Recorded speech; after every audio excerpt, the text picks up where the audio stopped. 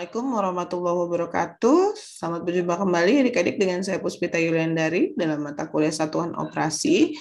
Kali ini kembali saya akan meneruskan materi yang terkait dengan pengeringan. Baik, kita akan masuk dulu terhadap materinya ya.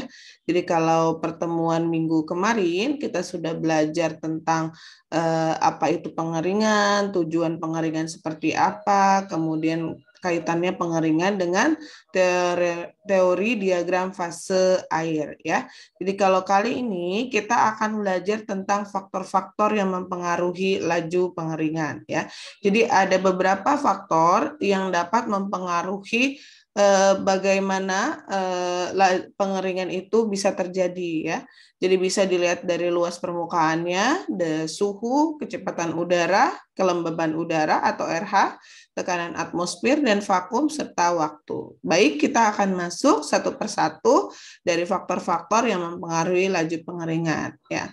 Yang pertama adalah luas permukaan. Jadi makin luas permukaan akan mempercepat bahan itu menjadi kering. Nah, bisa kita lihat misalnya begini. Jadi ketika kita akan memotong sebuah bahan ya dan akan kita keringkan, jadi kalau semakin luas atau semakin lebar bahan itu kita potong, maka akan semakin semakin mempercepat proses pengeringan. Misalnya kalau kita ingin membuat keripik pisang ya. Jadi sebelum kita menggoreng kita akan mengeringkan terlebih dahulu. Jadi akan berbeda potongan pisang yang dengan ketebalan ya, dengan ketebalan yang berbeda. Jadi kalau seandainya ketebalannya itu adalah ada yang misalnya kita buat setengah senti. Nah, ada yang lebih kecil dari setengah senti. Nah, hal tersebut akan jauh lebih cepat kering dibandingkan dengan yang setengah senti. Nah, dari penjelasan tersebut, maka kita akan mengetahui bahwa apabila kita memperluas permukaan, maka akan terkait dengan hubungannya medium panas. Semakin tipis atau semakin luas atau semakin lebar permukaan dari bahan yang akan kita keringkan akan semakin mempermudah proses pengeringan jika dibantu dengan medium pemanas atau media pemanas ya. Jadi artinya kalau seandainya kita akan mengeringkan buah misalnya dengan bentuk ukuran dadu, itu akan lebih lama jika kita mengeringkan buah dengan potongan yang tipis ya. Itu artinya dari sini menjelaskan bahwa apabila kita memperluas permukaan bahan sehingga akan memperluas juga tempat air atau tempat proses menguapnya air. Ya, itu adalah penjelasan dari luas permukaan. Kemudian kita akan masuk ke dalam suhu ya. Jadi suhu pun juga merupakan faktor pengaruh dari laju pengeringan. Jadi semakin besar perbedaan suhu antara medium pemanas dengan bahan, maka akan semakin cepat terjadinya proses perpindahan panas dari medium panas yang melekatkan pada bahan ya. Kemudian dari permukaan bahan berikut panas, kemudian dari permukaan bahan masuk ke inti bahan sehingga energi panas yang berasal dari medium panas akan dengan cepat masuk ke dalam tubuh dari bahan tersebut. Nah, dengan dikeluarkannya dengan mengalami kondisi panas pada bahan tersebut, maka akan semakin cepat terjadinya proses penguapan ya, atau kadar air yang berada pada bahan akan lebih cepat keluar. Nah, dari sini maka menjelaskan bahwa terjadinya perpindahan panas itu karena medium pemanas memberikan suhu yang tinggi bagi suhu tinggi pada udara kering sehingga menyebabkan atau mempengaruhi bahan yang berada di dalam lingkungan tersebut menjadi panas karena mendapatkan energi panas yang semakin besar. Dengan semakin besar energi panas yang masuk ke dalam bahan, maka akan mempercepat proses perpindahan panas. Nah, apabila sudah terjadi proses perpindahan panas ya atau energi panas dari lingkungan masuk ke dalam bahan, maka terjadilah proses perpindahan kadar air dari bahan ke lingkungan, atau kita bisa sebutkan adalah terjadinya proses penguapan. Jadi semakin cepat proses penguapan atau proses perpindahan massa ya. Nah, itu juga suhu suhu bisa dijadikan sebagai salah satu faktor yang menyebabkan laju pengeringan. Selanjutnya adalah kecepatan udara ya. Jadi kecepatan udara memberikan pengaruh terhadap laju pengeringan, karena kita di sini bisa mengetahui bahwa semakin tinggi kecepatan udara, maka akan semakin banyak proses pengambilan atau penghilangan uap air yang berada pada bahan ya. Jadi artinya ketika medium pemanas sudah masuk ke dalam permukaan bahan dan panas tersebut juga masuk ke dalam inti bahan, kemudian secara otomatis bahan tersebut akan mengeluarkan uap air ya. Semakin cepat uap air menguap, maka akan semakin cepat udara menangkapnya. Jadi semakin banyak uap air yang menguap, maka kecepatan udara akan semakin cepat dalam menangkap bahan tersebut. Hal tersebut dapat mencegah terjadinya udara jenuh di permukaan bahan ya. Jadi artinya proses penguapan yang cepat ya, di mana terjadinya penangkapan udara atau penangkapan uap air oleh udara ya. Nah, dari situlah akan menyebabkan pencegahan terjadinya udara jenuh pada permukaan bahan. Selanjutnya adalah yang mempengaruhi faktor pengeringan adalah kelembaban udara atau RH ya. Jadi artinya semakin lembab bahan yang akan dikeringkan akan semakin lama kering. Jadi artinya semakin banyak bahan kandungan air yang berada pada bahan akan menyebabkan proses pengeringan semakin lama ya. Berarti semakin kering udara yang ada di sekitar dari bahan tersebut akan semakin cepat mengering. Nah, jadi ini akan berbeda. Jadi kalau seandainya bahan tersebut dimasukkan ke dalam suatu ruangan yang memang berada pada kondisi di mana suhu ruangan begitu panas ya, akan semakin mempercepat proses pengeringan pada bahan tersebut ya. Jadi di sini perlu kita tekankan bahwa yang namanya udara kering itu bisa mengabsorpsi ya atau menyerap ya dan menahan uap air yang ada. Jadi setiap bahan itu akan memiliki atau akan mempunyai keseimbangan atau kelembaban nisbi masing-masing ya. Jadi pada setiap produk atau setiap bahan akan memiliki kelembaban udara yang berbeda-beda. Akan tetapi masing-masing bahan pasti akan memiliki keseimbangan kelembaban nisbi yang sesuai dengan kemampuan dari bahan yang akan dikeringkan tersebut ya. Selanjutnya adalah keseimbangan kelembaban nisbi atau RH keseimbangan ya. Jadi kalau kita lihat selain kita belajar tentang kelembaban atau RH, maka kita pun juga akan belajar tentang keseimbangan kelembaban nisbi atau RH ya, RH keseimbangan. Jadi mengapa perlu atau mengapa keseimbangan nisbi ini dijadikan sebagai salah satu faktor atau faktor laju pengeringan? Karena di sini kita bisa melihat bahwa kelembaban pada suhu tertentu itu akan mempengaruhi bahan ya. Jadi artinya di sini kalau dijelaskan kelembaban pada suhu tertentu di mana bahan tidak akan kehilangan air atau tidak berpindah ke atmosfer atau tidak akan mengambil uap air dari atmosfer. Nah, jadi artinya ada kemampuan udara atau kemampuan udara terbatas dalam menangkap uap air yang keluar dari bahan ya.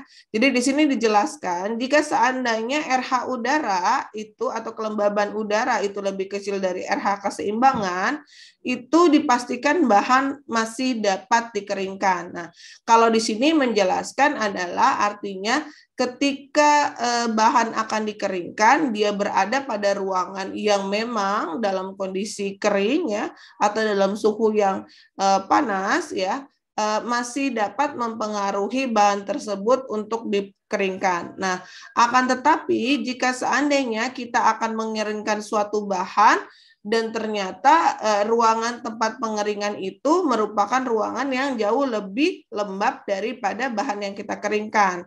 Nah, itu justru malah akan menyebabkan uap air yang ada pada udara terserap kepada bahan. Ya. Jadi di sini menjelaskan bahwa jika kelembaban udara itu lebih besar dari RH keseimbangan, maka akan menyebabkan bahan menarik uap air yang ada di udara. Ya. Jadi artinya dengan keseimbangan RH ini menjelaskan bahwa proses pengeringan itu terjadi pun tergantung dari lingkungan tempat terjadinya proses pengeringan. Jika proses pengeringan itu terjadi pada tempat atau daerah yang memang mendukung terjadinya proses pengeringan, maka berarti menyatakan bahwa RH udara jauh lebih kecil daripada RH keseimbangan. Akan tetapi jika lingkungan atau faktor lingkungan pada bahan yang akan dikeringkan itu jauh lebih lembab daripada bahan yang akan dikeringkan, maka sudah dipastikan justru malah uap air yang ada pada udara tersebut akan tertarik oleh bahan, ya artinya. Selanjutnya adalah laju pengeringan yang faktor yang mempengaruhi laju pengeringan itu adalah tekanan atmosfer dan vakum ya. Jadi di sini ketika kita melihat tekanan sebesar 760 mg atau sama dengan 1 atmosfer ya atau 1 atm itu akan senilai dengan mendidihnya air sebesar 100 derajat Celcius. Nah, di sini menjelaskan jika tekanan udara kurang dari 1 atmosfer menyebabkan air mendidih itu kurang dari 100 derajat Celcius. Nah, pada tekanan yang rendah dengan suhu yang rendah itu akan sangat cocok untuk bahan yang sensitif terhadap panas. Artinya proses pengeringan yang dilakukan dengan tekanan rendah dan suhu yang rendah itu biasanya sangat penting atau merupakan prioritas bagi bahan yang akan dikeringkan dalam bentuk proses pengeringan beku atau freeze drying ya, bukan dengan suhu yang tinggi, akan tetapi suhu yang rendah dalam kondisi tidak ada atau dalam kondisi hampa udara ya. Nah, selanjutnya adalah waktu ya. Jadi waktu atau high temperature short time ini dan short time ini dapat menekan biaya pengeringan. Jadi artinya waktu merupakan salah satu faktor yang mempengaruhi laju pengeringan karena apa? Semakin cepat bahan tersebut dikeringkan, maka akan mempengaruhi hasil pengeringannya ya. Jadi akan kita lihat seperti contohnya adalah sayuran. Jadi sayuran itu dikeringkan misalnya selama 4 jam. Nah, mutunya akan jauh lebih baik daripada sayur tersebut dikeringkan dalam waktu 2 hari. Karena apa? Karena kita tahu yang namanya sayuran itu memiliki merupakan suatu bahan hasil pertanian yang cepat rusak, kemudian terus berespirasi. Nah, jika kita mengeringkan dengan jangka waktu yang cukup panjang, dipastikan justru malah sayur tersebut bukannya semakin kering, tapi justru semakin lembab ya, karena proses respirasi terus berjalan. Dan apabila sayur tersebut dikeringkan dalam waktu hitungan jam, akan memberikan mutu yang jauh lebih baik daripada sayur yang dikeringkan dengan waktu yang lebih lama ya. Nah, dari sini adik-adik kita masuk ke dalam penjelasan kadar air ya. Jadi kalau kadar air ini dikatakan juga merupakan salah satu faktor yang menjadi dasar terjadinya proses pengeringan ya. Jadi tidak bisa kita pungkiri bahwa yang namanya kadar air itu adalah sejumlah air yang terkandung dalam suatu bahan atau benda. Artinya suatu bahan tersebut ketika memiliki air di dalamnya, sejumlah air di dalamnya, maka dikatakan bahwa bahan tersebut memiliki kadar air. ya. Dalam bahan pangan itu ada perbedaan berat bahan sebelum dan sesudah dilakukan pemanasan. Jadi bagaimana cara kita menghitung kadar air pada suatu bahan adalah sebelum kita melakukan proses pengeringan, maka kita akan melakukan penimbangan berat pada bahan itu sendiri. Setelah bahan itu dikeringkan, kemudian kita menimbang kembali. Nah, selisih dari berat bahan sebelum dikeringkan dengan bahan sesudah dipanaskan ya atau dikeringkan, nah itu menjadi perhitungan kita dalam menghitung kadar air. Perlu adik-adik ketahui bahwa yang namanya perhitungan dari kadar air itu terbagi menjadi dua ya. Jadi ada kadar air berat basah atau wet basis ya, dan ada kadar air berat kering atau dry basis ya atau DB. Jadi seperti apakah kadar air berat basah? Kadar air berat basah itu merupakan kadar air bahan yang berasal dari berat secara keseluruhan. Sehingga ketika kita menghitung kadar air berat basah itu berasal dari berat air ya, berat air yang terkandung dalam bahan tersebut dibagi dengan berat total. Berat total ini adalah berat air ditambah dengan berat bahan dikali dengan 100%. Ya, nah akan berbeda ketika kita menghitung kadar air berat kering atau dry basis, di mana kadar air kering itu merupakan kadar air yang berasal dari berat kering padatan kering ya atau tanpa air. Jadi kadar air berat kering itu berasal dari berat air ya. Berat air ini bisa dihitung dari selisih antara berat bahan sebelum dikurang dengan berat bahan setelah ya, dibagi dengan berat total. Kalau berat total ini adalah gabungan dari seluruh berat antara air dan berat air ditambah dengan berat bahan dikurang dengan berat air dikali 100% ya. Jadi yang membedakan antara berat basah dan berat kering, kalau berat basah itu menjelaskan kadar air bahan dari berat secara keseluruhan, sementara kalau berat kering itu adalah kadar air dari berat bahan yang menjelaskan pada padatan kering ya. Baik, selanjutnya adalah activity water atau AW ya. Jadi activity water itu pun merupakan salah satu yang mempengaruhi terjadinya keseimbangan kelembaban relatif atau equilibrium relative humidity atau ERH ya. Jadi AW ini biasanya dihitung dengan kita membaginya 100 ya. Jadi rasio tekanan air parsial pada permukaan produk atau PO berada pada tekanan air murni pada suhu yang sama. Berarti activity water itu senilai dengan equilibrium relative humidity dibagi 100 atau rasio parsial ya dari permukaan produk dibagi dengan tekanan air murni ya. Jadi tekanan permukaan produk dibagi dengan tekanan permukaan air murni ya. Itu activity water. Nah, dari sini adik-adik kita akan melihat ada yang namanya grafik hubungan antara aktivitas air atau activity water dengan laju reaksi kerusakan pada bahan pangan ya. Jadi semakin ke kanan ya, semakin ke kanan kita melihat activity water, maka proses kerusakan, terjadinya kerusakan bahan makanan itu akan semakin berbeda.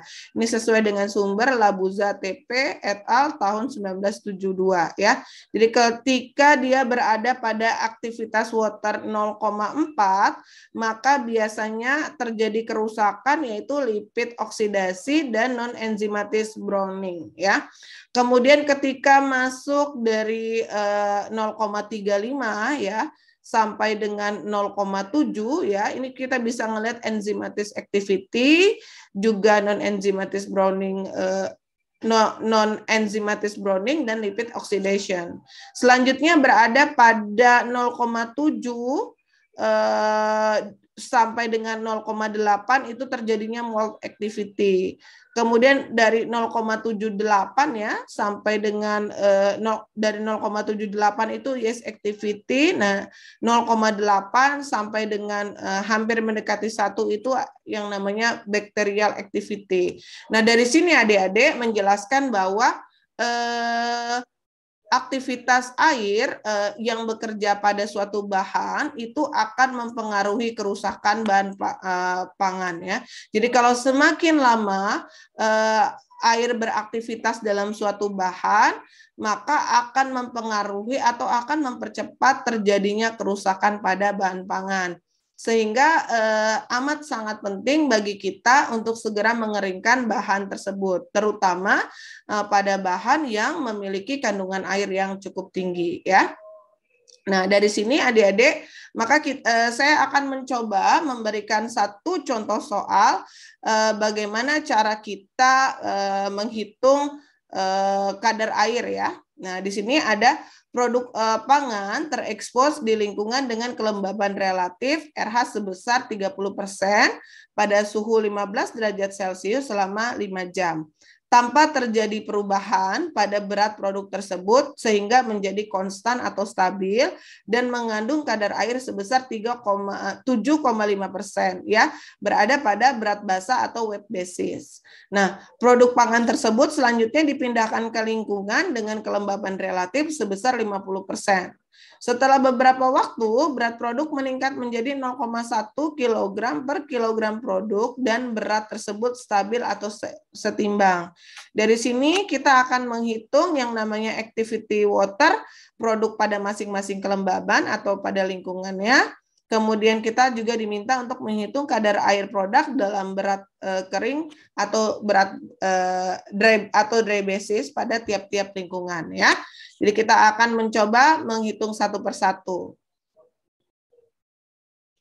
Nah, langkah pertama kita akan menuliskan dulu apa-apa saja yang muncul pada angka-angka apa saja yang muncul pada soal tersebut. Yang pertama adalah RH ya, atau kelembaban sebesar 30%, kemudian ada kadar air berat basa sebesar 7,5%. Nah, kemudian ditanyakannya adalah aktivitas air pada masing-masing lingkungan dan kadar air produk dari berat kering ya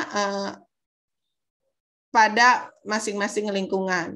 Yang pertama kita diminta untuk menghitung activity water ya. Mudah sekali adik-adik. Dalam proses menghitung activity water itu tinggal kita tuliskan saja AW produk sama dengan ERH bagi 100. Jadi jika aktivitas water 1 pada lingkungan itu adalah 30%, itu menjelaskan bahwa dari 30% itu adalah 0,3 ya. Jadi 30 dibagi 100 menjadi 0,3. Kemudian activity water yang kedua adalah 50%, maka 50 dibagi 100 ya menjadi 0,5. Sudah kita dapatkan activity water pada lingkungan pertama 0,3, pada lingkungan kedua adalah 0,5. Selanjutnya adalah kita akan menghitung berat kering dengan RH sebesar 30% ya. Kita ketahui bahwa yang namanya kadar air berat basa itu adalah berat air dibagi dengan berat total dikali dengan 100% ya. Jadi kalau kita lihat di sini kadar air berat basa itu adalah 7,5%, maka akan saya tuliskan 7,5%. Nah, kemudian berat air ini ya, berat air ini kan artinya kalau 7,5% itu akan menjelaskan 7,5 kg air dibagi dengan 100 kg produk. Ya, artinya apa? Untuk menghitung jumlah berat air secara total itu adalah berat air ditambah dengan berat bahan. Ya, jadi kita akan menganalogikan berat produk itu adalah 100 kg produk. Ya, berat total itu sebagai 100 kg produk. 1000 kg produk boleh kalau kita mau, tergantung dari bagaimana kita menentukannya ya. Jadi berat air atau berat air itu menyatakan jumlah air yang berada pada bahan tersebut sebesar 7,5%, itu menjelaskan bahwa dalam 100% bahan akan mengandung 7,5 kg air. Ya, kita bagi dengan 100 kg produk. Mengapa 100? 100 kg ini berasal dari persentasenya ya. Jadi kalau 7,5 kg air dibagi dengan 100 kg produk itu akan senilai dengan 0,075 kg air dibagi dengan kilogram produk. Nah, ini kita baru mendapatkan perhitungan satuan dengan berat dari kadar air ya. Kita akan menghitungnya. Kadar air berat basah. Nah, dari sini kita akan mampu menghitung yang namanya kadar air berat kering. Kadar air berat kering itu adalah berat air dibagi dengan berat total dikurang dengan berat air dikali 100% ya. Jadi 0,07 kg air dibagi kilogram produk ini dikatakan sebagai berat air ya. Jadi berat air itu kadar air berat basah itu berarti adalah 0,075 kg air per produk akan dibagi dengan 1 kg padatan ya atau produk dikurang dengan 0,075 kg air dibagi dengan kilogram produk dikali dengan 100% ya. Jadi ingat 0,075 kilogram H2O per kilogram produk itu adalah berat air. Sementara kalau berat total itu adalah 1 kg solid ya. Sementara kalau berat air itu adalah 0,075 kg H2O produk ya. Nah, dari sini adik-adik maka kita akan menghitung terlebih dahulu adalah mengurangi nilai 1 kg solid atau 1 kg padatan akan dikurang dengan 0,075 kg H2O dibagi dengan kilogram produk. Jadi menghasilkan nilai 0,075 kg air dibagi produk akan dibagi dengan 0,925 kg padatan dibagi dengan kilogram produk ya. Dari sini adik-adik maka kita akan mendapatkan ya, jangan lupa dikali 100%, maka kita akan mendapatkan nilai sebesar 0,081808 kg H2O per kilogram solid ya. Itu senilai dengan 8,18% kadar air pada basis kering ya. Jadi ini satuan dari kilogram solidnya itu harus dibagi dengan kilogram air ya, sehingga nanti bisa dicoret. Jadi 1 kilogram solid per kilogram H2O ya. Selanjutnya adalah kita akan diminta kembali menghitung RH ya, RH yang tadi pada aktivitas water yang kedua ya. Jadi aktivitas water yang kedua itu adalah 0,5 ya. Jadi dari sini kita akan melihat bahwa derajat bebas kadar air kering pada RH 50% itu akan mengalami proses penambahan berat produk secara konstan yaitu 0,1 kg air per kilogram produk. Nah, jadi artinya kita hanya tinggal menghitung total berat air itu adalah berat air ditambah dengan berat peningkatan produk ya. Jadi kalau kita dapat berat air itu adalah 0,075 kg H2O per kilogram produk, maka harus kita tambahkan dengan 0,1 kg air per kilogram produk. Sehingga menghasilkan nilai 0,175 kg H2O per kilogram produk atau senilai dengan 17,5% kadar air basah ya. Ini baru sampai kadar air basah. Nah, lantas bagaimana ketika kita akan mengubahnya menjadi kadar air kering ya. Jadi kadar air kering itu kembali kita tuliskan formulanya merupakan berat air dibagi dengan berat total dikurang berat air dikali dengan 100%. Berarti ingat berat airnya itu adalah 0,175 kg H2O per produk akan kita bagi dengan 1 kg solid ya dikurang dengan 0,175 kg H2O per kilogram produk dikali 100%. Jadi di sini 0,175 kg H2O per produk itu akan dibagi dengan selisih tadi ya 1 dikurang 0,175 akan menghasilkan nilai sebesar 0,0